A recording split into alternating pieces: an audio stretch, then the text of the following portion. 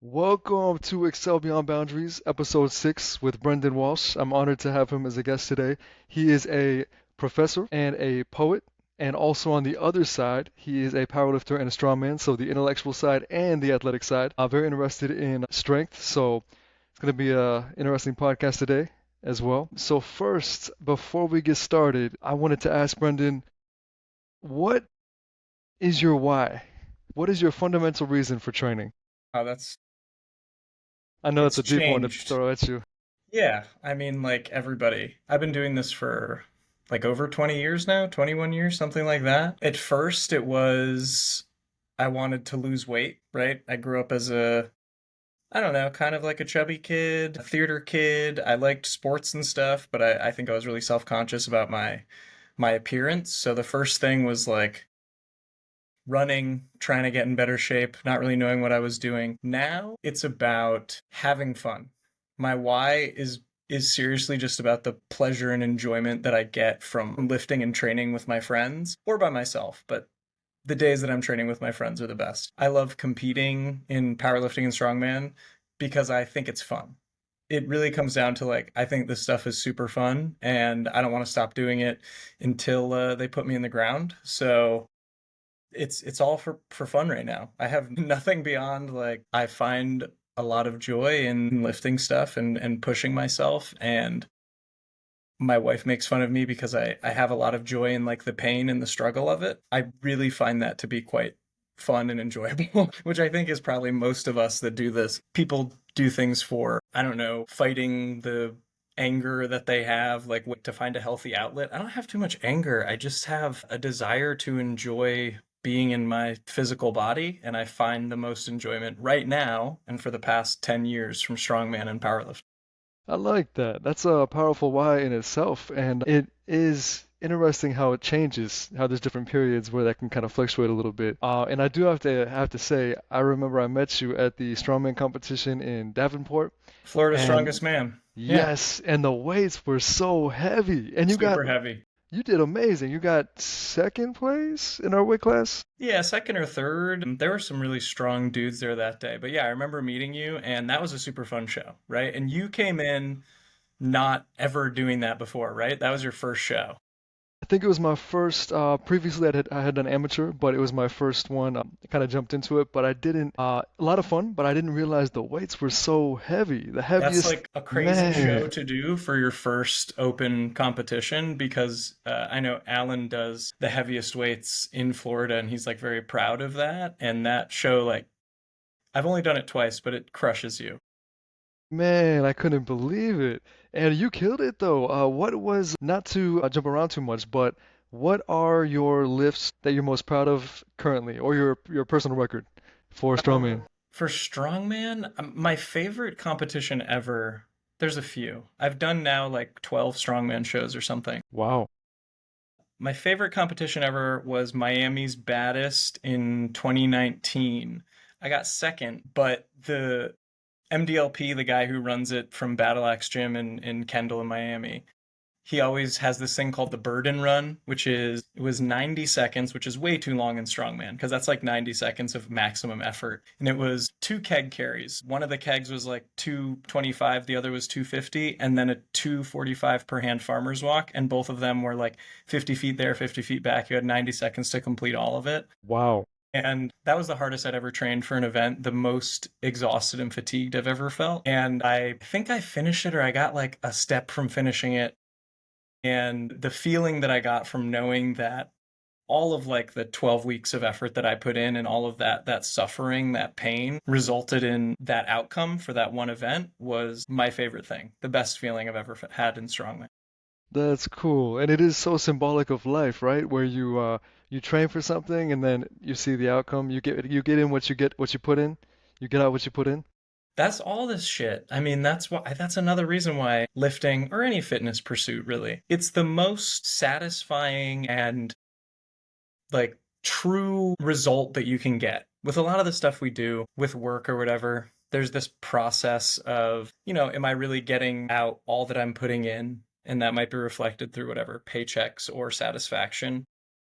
When you're doing a fitness thing, if you train to deadlift whatever 600 pounds and you deadlifted 600 pounds, you know exactly that you got out what you put in, which is so satisfying in a world that is deeply unsatisfying all the time. We have this thing that we can continue to go back to. You're right. It kind of grounds everyone. There's no corners to cut. There's no cheating. You get out what you put in. Exactly. Dude, I mean, yeah, it's a thing that I've returned to time and again in my life where I've felt ungrounded, felt like I'm kind of up in the air. I know I'll always have something heavy to lift and something that will humble me and challenge me and something that I can work towards. And I love it. I like that. I've never really thought of it from that perspective, but you're right. And it is so humbling, and it makes us remember that there's always more to learn, and there's always areas of growth. And I like that perspective. Thanks. Yeah, I think about this shit a lot. That's cool. I knew you were going to be an interesting guest, being with your creative background and the educational background. So then I wanted to ask, taking it back, I know you got started and got into powerlifting and strongman, but what inspired you to begin your fitness journey? Was it to lose weight as a kid, like you were saying, and then it kind of trickled into competing? Yeah, so it all started from wrestling. I was a high school wrestler. I was a wrestler from the age of probably 10, and my whole family was wrestlers. And I started as a chubby kid. I got my ass kicked a lot my first 3 years of wrestling. I started to get into it a little bit more. And I probably touched my first weight when I was 14, freshman year in high school. Pretty common story. You like get exposed to the weight room. And I decided to not play football my sophomore year. And so my parents and some of my friends' parents were like, well, you guys should probably do something after school. So we started lifting weights. What we started with was like wrestling specific movements. We had a guy who showed us how to do walking lunges, and he would just like put a barbell on our back and we'd do walking lunges for like 30 minutes, just super sore, like super sore glutes and hamstrings and quads. And we tried to just like build up that like shooting strength that you would have in wrestling, like for a double leg takedown.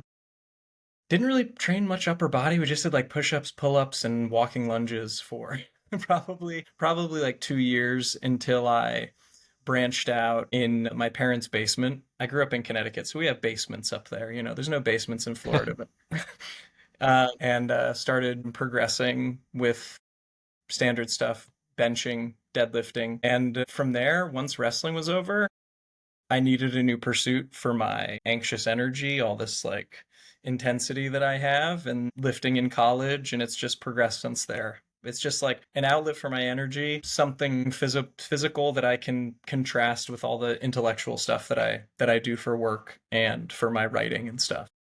I like that. It's always so fascinating to hear everyone's why and then how they got started. And it's always such a unique story.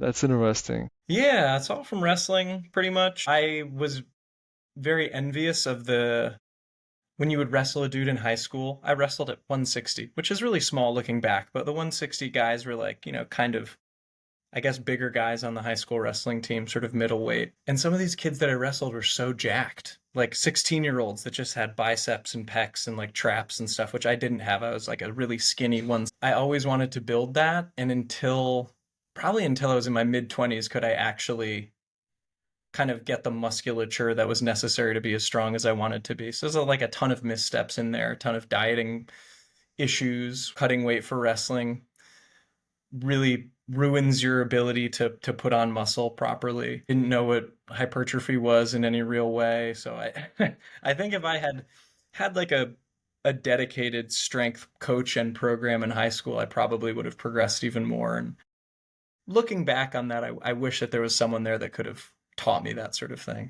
I see. Well, you definitely made up for it now. I mean, you're Thanks, man. killing it in strongman. I couldn't believe the weights you were doing, for real. What challenges did you face when you first started? Was it more so? Because I know your focus was the weight loss and wrestling.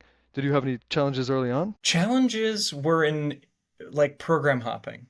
You know, the Uh, classic, I'm sure you've encountered this many times before. With young people, you get really excited about the next thing. This was in, when was this? 2005, 2006. I'm like 37. So it's a long time ago. There was like Men's Fitness magazine or Men's Health, and they would come out with like a program every month. And I got the subscription, and I would be changing a program like every month, new program, never any progressive overload.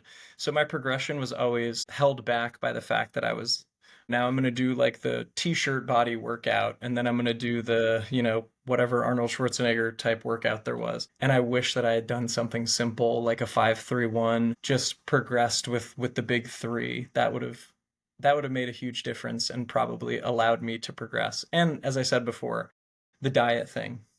I was weird about diet for a long time, probably until my early 30s, where I just said, I'm going to eat for strength and eat to have the energy to do the things that I want to do rather than eat to look a certain way because I'm scared of whatever not having a six pack. That was like my biggest my biggest fear until I was a little bit older. So I wish that I had known it's okay to like put on some weight. It's not going to kill you. It's going to pay off in the long run so that when you're my age, you're 37, you didn't leave anything on the table when your hormones were like the highest they could be. I feel like I probably wasted a lot of time in my early 20s trying to look a certain way and wasted those like peak hormone years when my test was probably super high. I feel like we all did in our 20s, in a sense of, trying to figure out life, and so I can relate to that with Yeah. trying different, I don't want to say diets, but different ways of eating and then different ways of training. And I remember the time you mentioned with Men's Health, all the different workouts, just Hmm. being overwhelmed with all the resources. It was like resource overload. But yeah, Man, constantly. I remember some of the dudes that would I followed them into my late 20s, guys that would wrote in Men's Health, and I really looked up to them. And the problem, of course, with content creation is you always have to create new content because you can't really sell a program month to month if the program is like, all right, add 5 pounds to your bench press, add 10 pounds, do the exact same rep scheme, just add a little bit more weight. That's not going to too sell anything. boring. Yeah, it's That's too true. boring, even though it is so not boring when you're doing that for 20 years and now you're deadlifting 700. Like that would be way better than what I did, I think. Funny, it could be so simple, and people don't get into low reps. I've noticed everyone needs all rep ranges for, peak performance, but yet so few people train 5-3-1 or 5x5 like powerlifting routines. Have you noticed that? Yeah, I think because of course, as you said, like peak performance is a variety of rep ranges. And I also think that it's less about the reps and more about not being content to hammer away at the things work. You're always trying to find a magic bullet, which, we're all guilty of because we all think, oh, this one thing could be the thing. Oh, I wasn't doing, I don't know, upright rows, and that's gonna like blow everything up or whatever. Well, that's what it was when I was in high school. It's like, oh, you got to do upright rows if you want to look like a linebacker. Uh, I remember that trend yeah, too. yeah, Yeah, remember that? And it's just that's like doing funny. that. Like that's not gonna be it. Yeah, Terrible for your shoulders yeah, too. exactly. And your elbows and shit.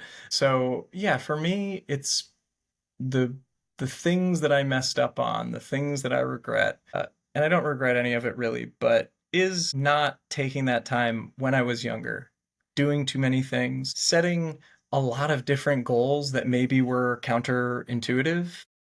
Like I want to do 100 push-ups in a set, but I also want to back squat this amount, and I want to do all these different things. And I didn't specialize, and that's cool, but at the same time, maybe I wish I had specialized a little bit more when I was younger.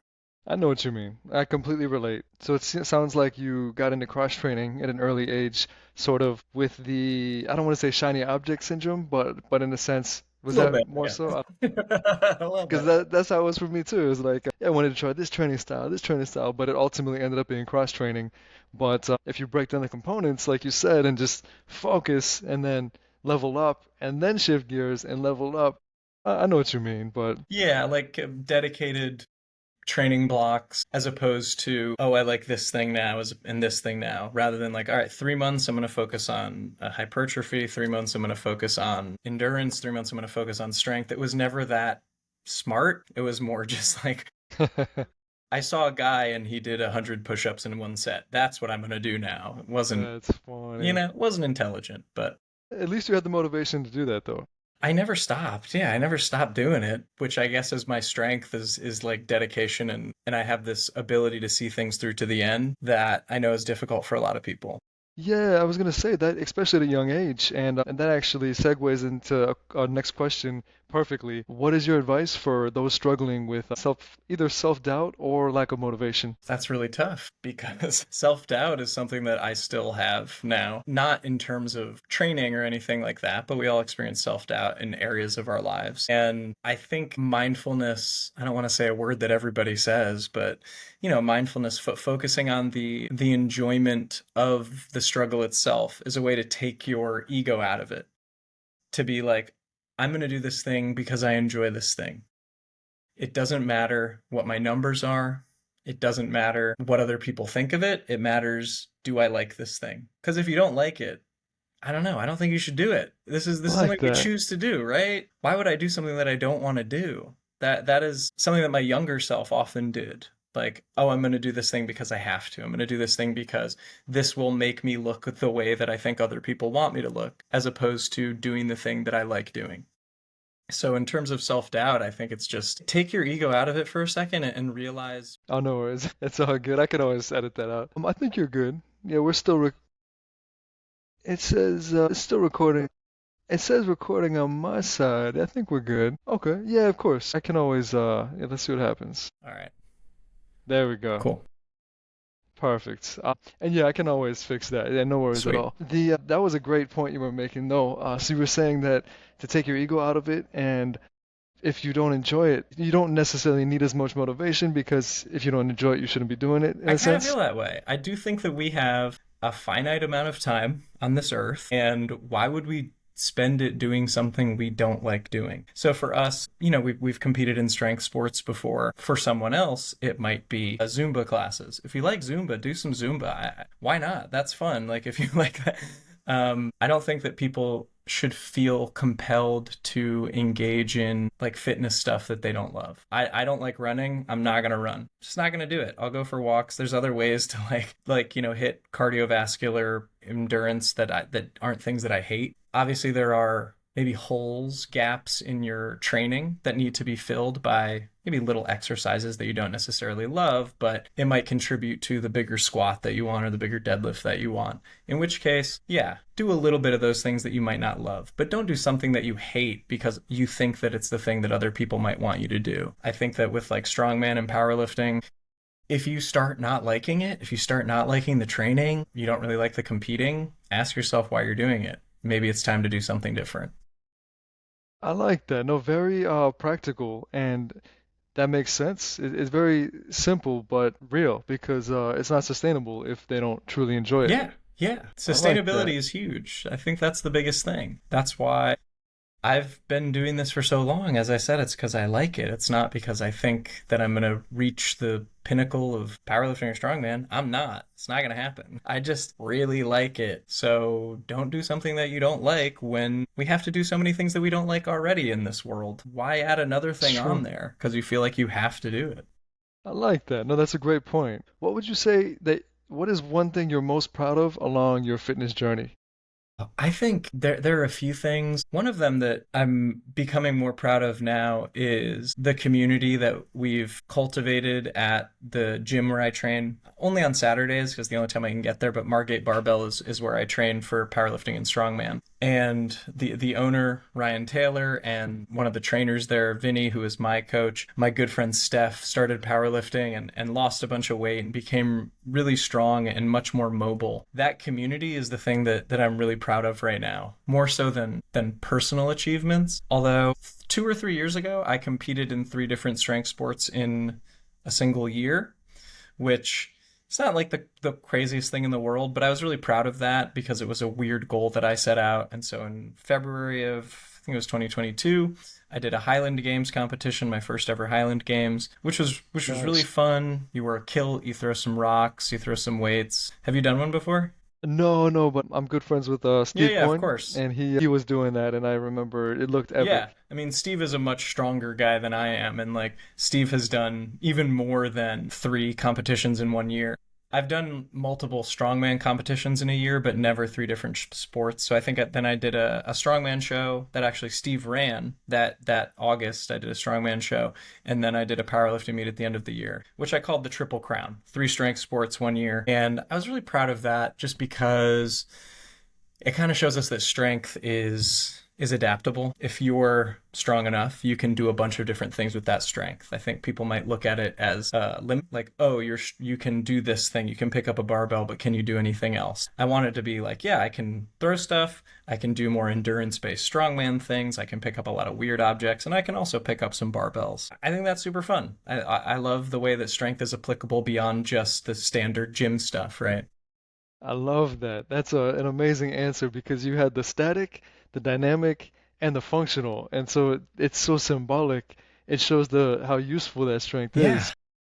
I love Yeah, that. and it feels good. Man, It feels good to do that, to know that your body is capable of more than just the single plane of movement that maybe you train for. If you step outside of that comfort zone, you might find some movements that you're not very good at, and you know that you can get better at those movements, that there's this constant path that you can take to improve on various skills. And who knows, maybe I'll get into Highland Games again. That was pretty fun. I haven't done it since, but it's cool.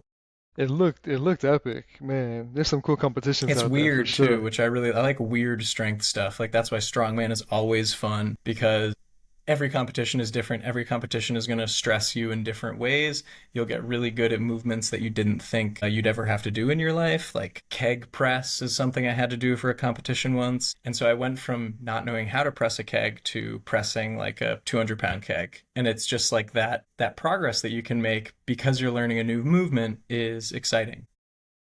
Yeah, it's funny. That's a good point. I remember looking at all the different strongman competitions and the events, and I didn't know a good percentage of what the lifts were. Like Conan's wheel, I was like, what is Yeah. Conan's wheel? And I had to research it.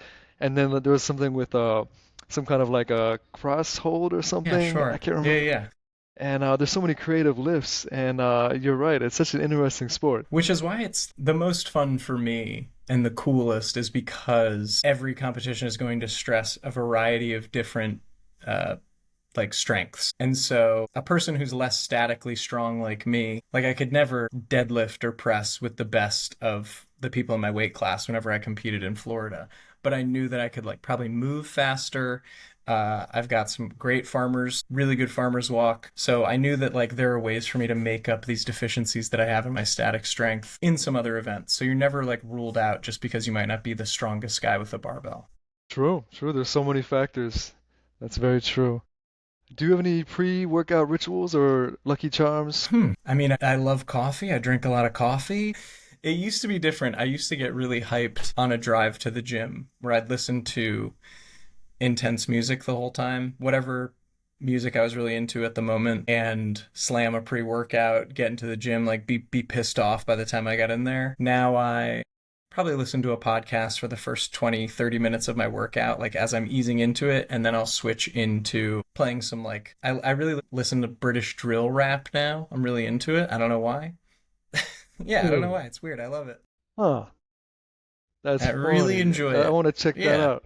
British drill Yeah, rap. it's like very, pretty violent imagery and messaging, but it gets me excited for lifting. So the first few warm-up sets, I'll be listening to a podcast that I'm into, and then I'll transition to the working sets with some music. But definitely the rage that fuels the younger person's workout, it's not really there anymore for me. Now it's more about the enjoyment of the process and feeling my body and I still write down all of my lifts in a journal. I still write it by hand with like a pen and a notebook. I've done it since I was 18 and I still do it. It's just like Wow. part of my ritual, I guess. And I'll still have a lot of caffeine. I'll still be kind of like hyped up, but it's less about I want to kill somebody and more about, you know, just feeling it, just feeling good, feeling the endorphin rush and getting excited about setting new records. That's amazing because fitness is such a journey, and so it's so cool how it changes over time. I used to do the same thing where I'd work out like my life depended on it and get so hyped up and so mad and channel everything into it. And it's interesting how things shift. Yeah, I don't know if I don't get hurt anymore because I'm on like a dedicated program and my coach is really nervous about any kind of injury at all with any of his athletes, or if it's because I'm less gung ho in every single training session. You can leave some on the table and you're going to be okay. You're not going True. to die because you didn't kill yourself every single workout. That's true. Would you say that part of it might be the maturity, like the body awareness and the and also the connective tissue strength from a lifelong Yeah. training? Yeah, I think so. My back used to get hurt a lot more because I would still be trying to push heavy weights, but I don't think my back was there yet. That's something that I've noticed in a lot of younger strength athletes is that, those spinal erectors, the whole like back core, I don't even know what you would call it. But my spinal erectors are like huge. And I think it's from like dedicated training over almost 2 decades. Well, yeah, over 2 decades now. So holding a heavy yoke, my back might hurt the next day. My back never hurts anymore. Now it's my knees. My knees hurt. Yeah. That is funny, the Yeah. shift. I wish they That's didn't. Yeah. interesting. So yeah, I think there's definitely more connective tissue strength. I also think it's just being smarter and having a more busy life outside of training. I can't train for 2 hours a day anymore. I wish that I could. I love it so much, but it's 45 minutes because I train in between classes. So, teach a Okay. morning class and then I have an afternoon class. So I really have to be back teaching by a certain time. I can't be in there like pushing it and pushing it every day. It's more like I'm going to lay a little bit of a foundation every single day and then hopefully peak at the right time for a competition. I see. So shifted priorities, so you've kind of refined your training. Yeah, yeah, life has really changed a lot. There's more stuff that I have to worry about. Training will always be an important part of it, but it won't be the thing that I dedicate all my time to. That makes sense. No, it definitely makes sense. Not to jump around, but the music subject. What is your go-to song out of the British drill rap? I'm gonna search this and check it out. I mean, I could tell you my Spotify Wrapped, but okay, this is probably kind of embarrassing. But there is a British rapper by the name of Booter B. It's Booterbee, and he has just like a great Northern English accent. His content is, as I said, it's very violent. It's not my personal life. I'm not a violent person at all. But something about his flow and just like the griminess of the songs and the intensity of the songs, it does get me really hyped up. So I'm really into that guy right now. I was also into an Irish rapper earlier this year named Cello, who had a song called Dublin, which I was like, that was my training song for the first half of this year. Oh wow, I'm gonna check those Yeah, out. I'm gonna go back, rewind this, write them check them out. down, and It's sounds yeah, good. it's I it's a like weird that. thing, and obviously it's been music is also a journey. What we like to listen to changes just as much as like our training habits and stuff. And I find that in my Spotify Wrapped list, it's different every single year, and it kind of reflects the training that I was doing that year. And I'll look back at a competition that I did, and I'll remember the music that I was listening to leading up to that competition, which is really kind of interesting. I haven't thought about that, but yeah. That is interesting because it reflects your mindset Yes. and also the period of life and all kinds of things. Yeah, absolutely. Yeah, it's more reflective than I thought it was, but thinking about it right now, yeah, that's a part of my life too. This is pretty Yeah. deep, man. If you could only do one exercise, or strongman lift, which one is your favorite?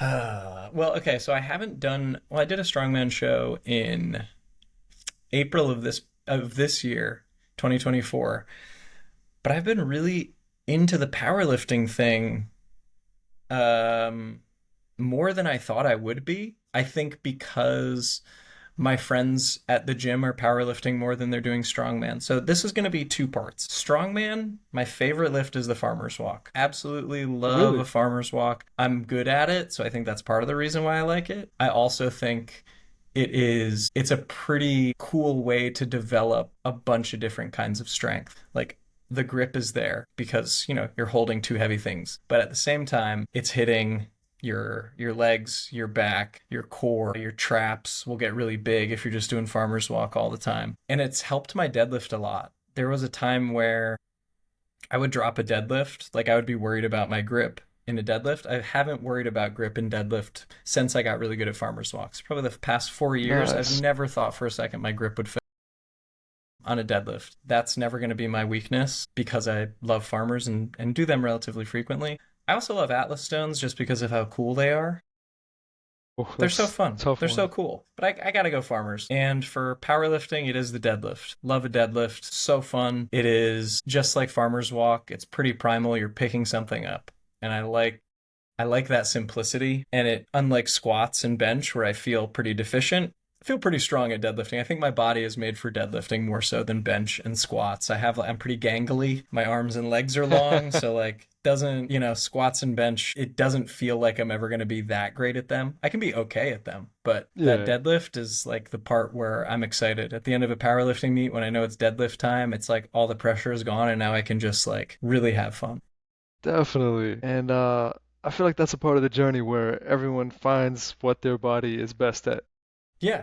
Yeah, I mean you're gonna find out eventually, right? And you can definitely train to get better at those things. I put a ton of work into my squat and bench over the past training block, and I set PRs on all of my lifts, which was really cool. Nice. I set I set a bunch of state records for my weight class and my age group and my drug tested division. Yeah. Amazing. What were your numbers? I had a 535 deadlift, which was Nice. great. That was like a 20-pound PR on my last powerlifting meet. I had a Good Yeah, number. thanks. And I also switched to sumo, which I do think is cheating. I know some people don't think it's cheating, but it's it's so much easier.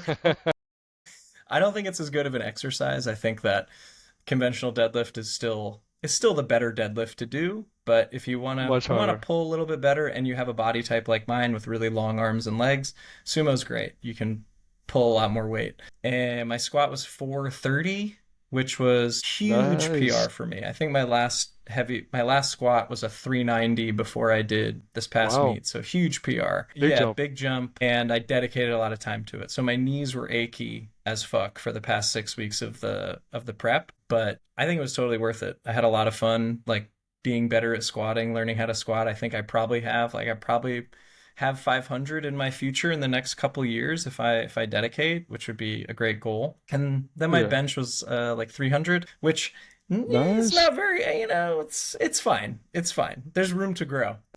Still a good number though for competition style when you have to pause. Exactly. And then, oh Yeah. yeah, big difference instead of just It's the bouncing. biggest difference. That's why when I hear people talking about their benches, I'm like, unless it's in competition, how can we trust you? We got to see the pause. Yeah. Touch and go, bouncing your reps is not the same thing as holding it there for like a solid second and then pressing. Yeah, you could probably throw on another, 30 pounds if you're bouncing You it. have a lot of faith. You have a lot of faith. I'd love to try. I mean, 20 or, maybe 20 Yeah, pounds. But yeah, bouncing makes a it big does. difference. Do you have any specific ways of rewarding yourself after a big fitness milestone, like getting frozen yogurt or, cheesecake? Oh man. Well, it seems that every powerlifting event is at a brewery, so I always get a beer right after, which it's not like I don't have beer at other times in my life, but that like beer after you've hit your lifts and you're just hanging out with your friends and waiting for the medal ceremony or whatever, that feeling of, you're hyped and you have this rush and then you can also sit down with your friends and like just have a beer is like a huge reward for me. Usually I don't have any specific foods that I don't eat during prep because I like to kind of eat whatever I want as long as it's within moderation. I don't really hold back from anything. So it really is it's that beer and hanging out with my friends. That's it. That's the one. Yeah, All that's the right. I mean, reward. that's a good pastime. I mean, you get the social time, you get the to look forward to a nice cold beer after. I That's like that. pretty damn good. I mean, it doesn't get much better than that, honestly. It's a simple pleasure in a simple life. Yeah, I like that. Do you have so you just said you don't have any specific diets you follow. I gotta ask, is It's that wine. Yeah, I'm wine? having a little wine. Ah, okay, okay. Speaking of Yeah. spirits or beer or Yeah, wine. it's the end of the semester. I submitted my grades Friday of last week, so I have 3 weeks off, and it's my time to chill as well as I can. I'm not that good at doing nothing, but I'm trying my best to just relax and have some drinks. Yeah, and nothing wrong with that. I love having a glass of wine or a beer, and a lot of people actually, this perfect subject, have mixed feelings about alcohol and a healthy lifestyle. In my opinion, I think a glass or two of wine, moderation. Nothing wrong with moderation. I mean, I could definitely talk about this a lot because I certainly think about it quite a bit. I mean, my family they like to have more than a glass or two of wine, if you know what I mean. And so finding that balance is very important. I think being able to know your limits and to know when it is like the season to indulge versus you're just going to do it constantly. That's where you can get into like serious trouble. So, I definitely limit myself during the week and in training blocks, definitely. And realizing as we get older that the things we could get away with when we were younger, just not the case anymore. I think everyone has had that. I don't know how old you are. I'm not going to ask. Is that rude? Oh no, you're good. Okay, so we're 36. the same age, right? So there's Yeah, that moment whenever you hit like 29 or 31. It's somewhere in that range where you're like, shit, I get hangovers now. This is terrible. So I that's can't true. do the same things that I used to do and still wake up and go to the gym. So if I have a training day, I know that I have got to be pretty careful, and I know that the benefit of being fresh the next day is so much better than that extra beer or wine or something like that. But yeah, I think that life is short, as I said before, and if you extract enjoyment from it and it's not like ruining your life, I think that you should probably do it. I mean, how much longer, how many more years are you going to get out of your life versus how much enjoyment are you going to get out of your life? I think those two things need to be considered when we're talking about booze. I agree. Completely agree. And I'm curious to ask, and let me know if you agree, but it's interesting with being 36 now and having worked out my whole life. The downside of as I get older, I feel like my recovery isn't as good. Like I used to work out like my life depended on it, 5 days a week, sometimes 6 days a week, and I was just same level of like aggression Mm-hmm. every single workout. So my recovery isn't as good. So I've adjusted it to where I'll do like 3 intense days, maybe four, but typically three is enough. But the good side of having that longevity and maturity is it's so easy to Oh yeah. maintain. Have you noticed that? Absolutely. I think, and you know what you need to do and how you need to do it. Yeah, and I feel like I'm more injury resistant than I've ever Yeah. been. And that level of peak performance, I feel like I can still even push the boundaries and perform better than I've ever performed, which is shocking because growing up, society made us feel like 18 was like peak, Yep. and that like 40 was like, you're falling off a My mountain. God. Do you remember that? It was Yes, like, of course I do. Yeah, 40 was, we used to get like cards for my dad, for his birthday or whatever, and 40 was over the hill. That was the thing, was like over the yeah, hill. Thinking I'm 37, that in 3 years I'm going to be over the hill is like insane to me. There's no isn't way. that Yeah. crazy? I remember the card that have like a bald older Yeah. guy, and it'd be like over the hill, and he'd be sitting there Yeah. on a couch with like, yeah, which is crazy because in my experience, I'm still pushing boundaries, and I can't imagine being in that state ever. And then seeing older athletes, I was in a couple obstacle course races, actually three different competitions. One was like a functional competition, one was a DecaFit, one was an OCR race. There were two older guys in their mid 50s who Mm-hmm. always beat me. And it put things in perspective that you can really maintain for a really long Yeah. time. You can get It's better. You can crazy. continue to get better. And you can do things more intelligently because, as you were saying, when you're pushing it 6 days a week and you can go hard every single day, at what point are you just actually hurting your possibility of progression? Whereas now I know I can do whatever, 3 sets of an exercise and get 2 times the benefit as opposed to just doing like 20 sets or something that 10 by 10 that I used to do back in the day, something crazy, right? Yeah. I'm going to do 3 sets in a way that is like intelligent and pushes everything perfectly, and also know that I don't have to do the extra 7 sets. And it feels just as good. Yeah, all the volume was like so Oh my God, we unnecessary. loved volume. We loved it. That's Yeah. funny, man. I wanted to ask you, going back to the diet, do you have a favorite cheat meal? I know you said you typically eat what you Hmm. want. Is that across the board? Yeah, I mean, I think to go back to the whole wrestling thing, so I developed like some pretty crazy unhealthy eating habits. And like many people, I bounced around with weird diets for a lot of my life, trying to find that magic bullet. And so there was a time where I was vegan, there was a time where I was like full keto. Then I did like paleo. I would have a Saturday where I would eat like whatever I possibly could. Like that was my cheat day. And I would just like make myself sick and like feel disgusting. That classic, like, oh, it's my cheat day. So I'm going to do the absolute worst things and not enjoy it even. Just like just pure Yeah, kind gluttony. of forced. Yeah, just feeling like trash. And so over time, I started to realize like carbs are not going to kill me. I can eat the things that I enjoy eating. I tend to just eat like normal, like whole foods. I like cooking a lot, so I end up cooking a lot of things that are probably what people would consider like healthy. To me, they're just like stuff that I like eating. Rice and salmon and protein. I just tend to eat a lot of like protein and vegetables and carbs in a normal way. But as far as like Nice. cheaty stuff, I love baking like brownies and cookies. Love like a sweet treat, like a fresh, like homemade sweet treat. So Oh, that's the yeah, and my best. wife loves it too. So, I mean, there are weeks where I'll bake, like I'll make a bunch of cookie dough on Monday and we'll just like eat a few cookies every night for the entire week.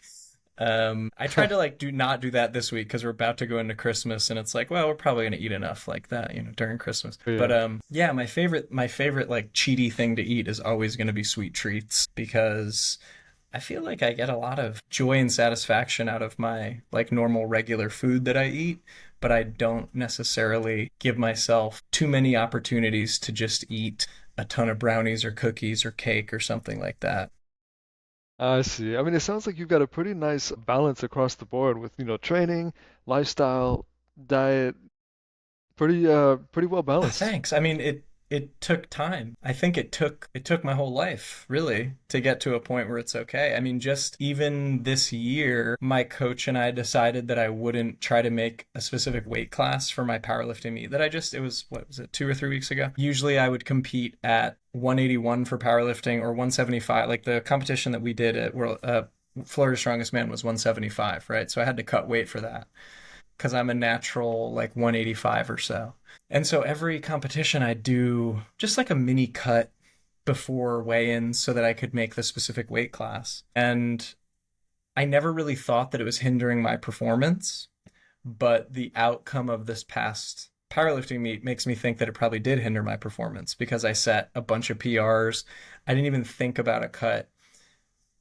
I just I like, see. I weighed in at 186 and I competed at 198 and I would have only had to cut 5 pounds to be in the lighter division, but at some point you have to ask yourself, like, why do I need to be in the lighter division? Like, what exactly am I trying to do? True. I still True. set like, state records in 198, so why do I need to be at 181? So the state records can be bigger? I don't really know. I'm doing Yeah. this because I want to do it and because it's fun. So not even doing a little bit of a cut, not worrying about abs or anything like that for the past 15 weeks in this powerlifting prep was, I think, really good for my strength. Well, yeah, it sounds like Yeah. it. And that's um that's cool that you kind of look at the big picture and examine, why am I trying to cut weight and go to 181 like I always do?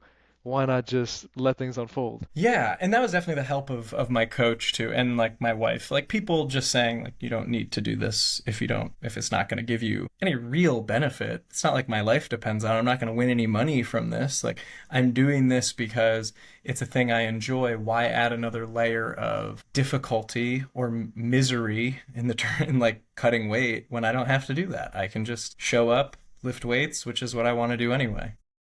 Definitely, definitely. And would you say this is kind of random, but I'm just thinking of this as we go. It sounds like your whole fitness journey, you've been so self-aware and so a lot of reflection, and so it's really helped with the intuitive side with adjusting things, tweaking things, refining things. Would you say that being mindful and having that mental side, it being open to growth, stepping back, not being set in a particular way, has that helped you a lot? Yeah, I think that humility comes from so much failure because we're constantly failing. We both talked, in our 20s or in our late teens, it's just a series of failures. You might not identify them as failures in the moment, but a lack of progress over a certain period of time should indicate that maybe you need to change something. One of the things that really helped was I hired my first coach when I was maybe 28. I don't know if you know Junkyard. Guy named Junkyard. Yeah. Yeah, he Yeah, was my first he's coach. Yeah, he's awesome. a really smart guy, knows a lot about strongman. And I met him at a strongman show, saw him at another one, and he was like, hey, why don't you come down to the gym? And like, he eventually became my coach. And then when I switched to powerlifting, I hired my new coach, Vinny.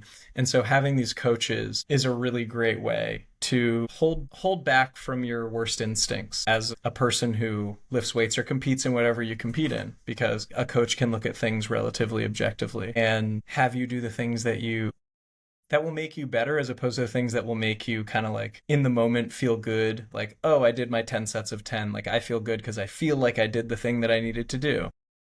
Checked it off Right? the Yeah, list. I did this thing and I'm really tired. I got a huge pump. But if your goal is whatever, 550 deadlift, is that 10 sets of 10 going to help you pull 550? Probably not. So you need someone to tell you, like, actually, you need to do something different. So coaches have been really helpful for me. As much as I want to think that I know a lot, I will only know so much when it comes to my own progress, because I'm still going to filter through my own experience. I need someone outside of that experience. That's a good point. We see things through our own lens. Yeah. Do you coach people? I did personal training for a while and then group fitness for a while. So I had a variety of clients, but right now I've stepped away from the industry for a little bit. But it is an amazing industry. With this podcast, I'm actually getting back into it, trying to put together a Mm-hmm. brand. But I won't go back to directly coaching. It'll be more so a community and more so resources, education. Yeah, I think people need that. People need to realize, like the question that you asked at the beginning, why are you doing this?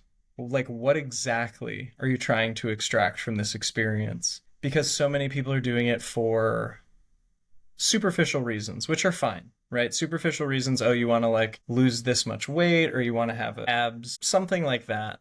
But those things will not carry you for very long, I don't think. I think they'll get you in the door, but after that, what are you going to do to like make this a sustainable part of your life and something that you like doing? You know, you have abs, right? I've had a six pack before, right? You've had a six pack before. What does it feel like when you have a six pack? You have a fucking six pack. Who gives a shit, right?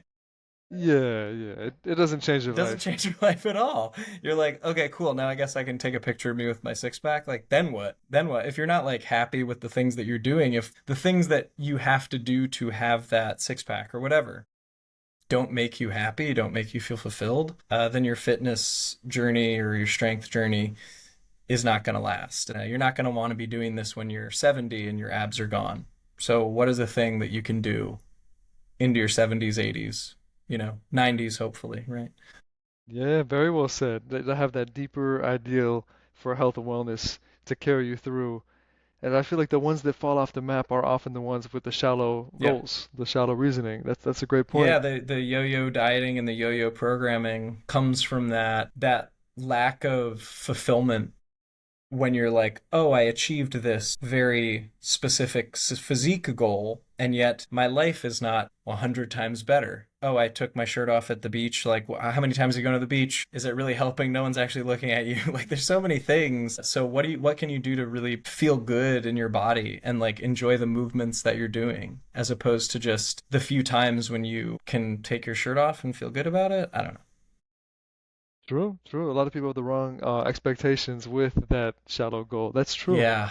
Huh.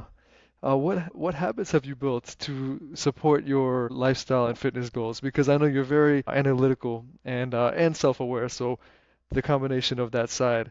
Um, do you have a specific like morning routines or any specific habits? Yeah, I love going for walks in my neighborhood. Walking is like big for me in terms of just general movement and in like alone time that makes me feel free and aligned and able to focus a little bit more.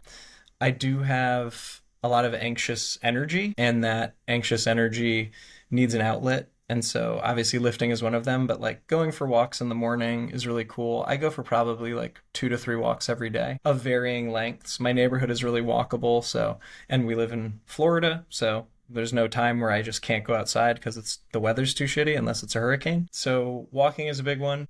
I used to do a lot more writing in the morning. I am an author and a poet, and that was a big part of it too. Was after a walk or right before a walk, I would do some writing. My job has become a little bit more intense, so I haven't been able to do as much writing. But my morning routine is usually wake up, drink a little coffee, hopefully write a poem or something, go for a walk, eat a little breakfast, nice and quiet for at least an hour before I have to do anything. So I'll always wake up an hour and a half or so before any obligations that I have, whether that's like driving to work or just starting an online class, or even, I don't know, waking up my wife. Like I want an hour to myself before I do anything else. Sounds very beneficial to get your mind right and do what you need to do before starting your I don't want to day. be rushed. Yeah, I hate that idea of waking up and then it's like, you gotta go. I don't want that. I want to like settle into the day before I have to do anything because I'll be really frazzled without that like hour to myself.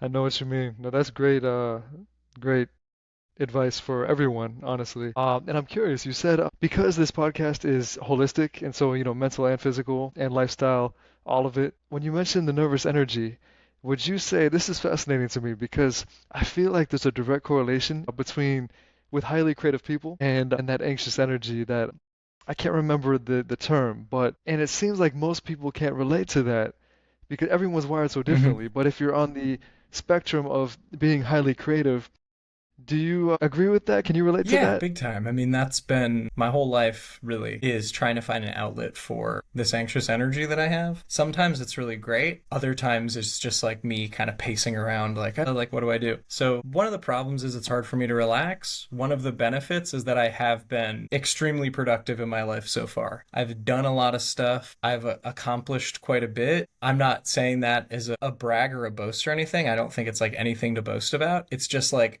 where like the outlets, like I have to have an outlet. Luckily for me, that outlet is like towards productive things, but that outlet could just as easily be something that's really unproductive and bad for me. I've experienced both. I've definitely experienced like the let me transfer my nervous energy into like drinking 25 beers or something like that when I was younger, right? Yeah. But I've been able to have an outlet for it that is like writing or professionally through like teaching or through my pursuit of like strength goals. It's been a huge ride to get to a point where I feel relatively comfortable with my accomplishments so far. I don't know what's next. I don't know what this nervous energy will become in 5 or 10 years, but so far it's worked out for me. And, part of that is my privilege. A part of that is just the luck of the draw. Another part is my just like sheer determination to get things done. That's good. No, that makes sense. Yeah, you've learned how to harness that energy for productivity. Yeah, and it's like it's a battle. It's a battle sometimes daily where it's like I feel this rush. What am I going to do with this rush? Is it going to be a walk and a poem, or is it going to be like freaking out about something that's going to happen that's not actually going to happen? I know what you mean.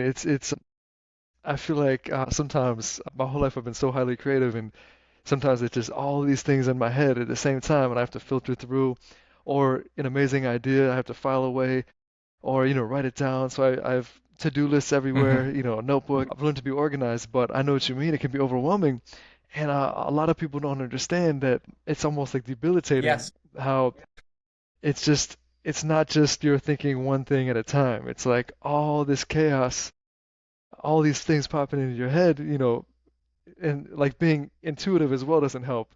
So it's like you're feeling energy, you're getting these thoughts. It's like so much to filter through. Yeah, I think we're probably wired the same way. I have like a generalized anxiety disorder, which is something that like a ton of people have. It's like pretty common. And I didn't really know that until probably 2 years ago. My wife is a therapist and she's like, probably have GAD, which probably so I like talked to a Ah, professional and they're like, yeah, that's what you got.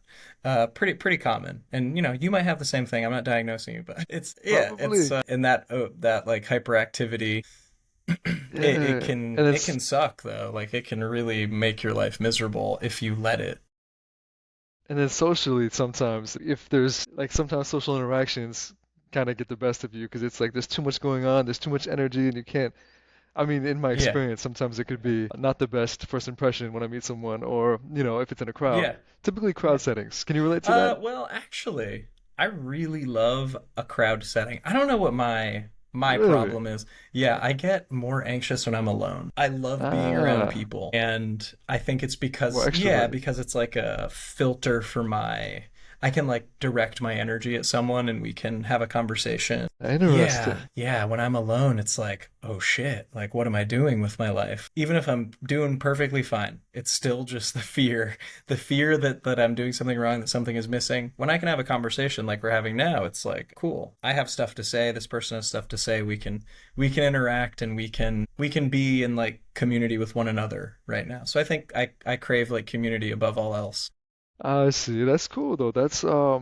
That reminds me of your answer when you said that what you were most proud of was the community that your gym built, and that's a beautiful mentality. That's kind of the greater good mentality, and connecting others. Yeah, it's really great. I think that this whole strength sports or fitness in general, it can be a lonely pursuit. And I think I do enjoy some of the loneliness of it. Like I do like that I can go to this commercial gym that I have to go to during the week because my real gym is a little bit far away. I like that I have that hour to myself where I can lift and put my headphones on and listen to Boot or Bee. But I so look forward to Saturday when I can really be with other people who have similar goals. I don't have to hope that someone is going to like get off of the squat rack soon because we're all friends with each other. These like stupid things. That Yeah, lonely pursuit, you're not tied to anything. But when you have a community, you realize that your goal is like other people's goals too, that people are cheering you on, that you're there for one another. And that is the best part about strength sports. That's what I love most about powerlifting and strongman is that it's you against a bar. You're not against other people. You're against the weight and other people are there to help you and like cheer you on.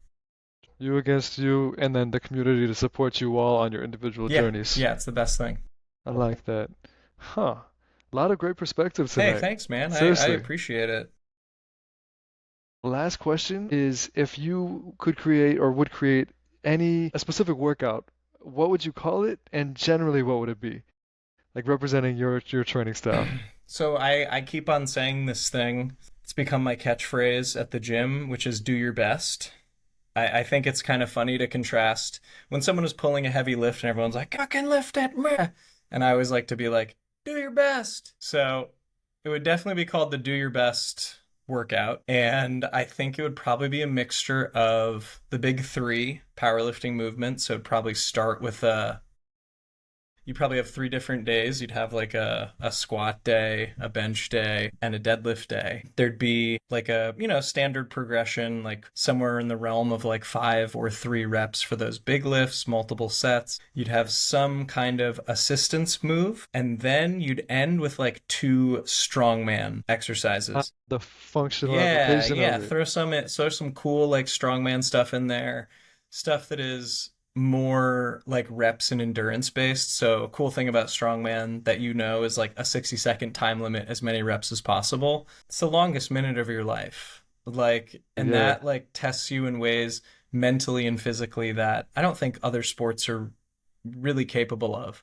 Like if you have 60 seconds to lift like a 225 Atlas stone over a bar, you do those first three Man. reps and you're like, oh man, I'm almost done. And they're like, 40 seconds left. And you're like, fuck.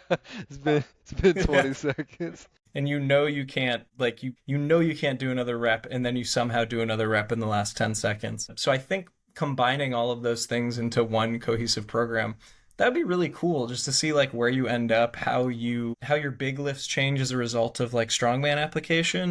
And also secondhand, like how would your physique change? I think that'd be kind of cool to see. Would you develop muscles that you didn't know you had? I know that my deadlift got stronger from farmers, as I said earlier. Would your squat get stronger from doing Atlas stones? I don't know, maybe. Like that'd be cool to find out. So I think that'd be kind of want to do that now. I'm gonna ask my coach if we can make that the routine. Yeah. Yeah, yeah. I mean, that sounds very Yeah. good. I like that. Man, well, thank you so much. Seriously, this was an awesome podcast. I really appreciate you taking the time and offering these perspectives, the insight, all of it. It was Yeah, I awesome. think the questions were awesome and I love talking to you. This is really cool. Thank you, Brendan. I Yeah, appreciate man. that. I'll stick around for about a minute after. I'll stop recording, and then I need to figure out how to end my episodes with with a proper saying.